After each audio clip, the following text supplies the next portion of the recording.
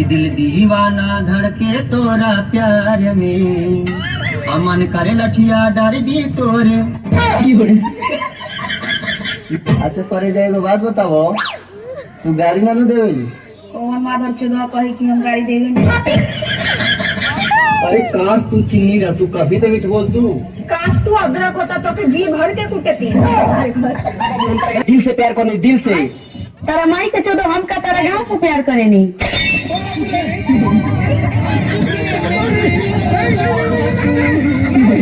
आज मुरई खा के आयल बानी तो से मिले।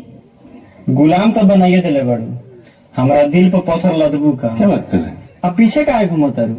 मुरई खैले बड़ू तो मुंह पर पदबू का। क्या कहता ना रखे?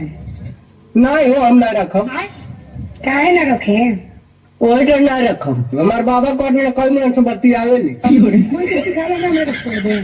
अरे बाप ये नहीं रिया होला, जब तू खेला खेला दिया सब खेल गइल बा। हमरा गाँव नहीं के छोड़ दिला से। हमरा घंटा फर्क ना पड़ेला रोड़ा छोड़ला से, ठीक बा? हाँ तो बेशरम मेहरा के फर्क क्या पड़ी?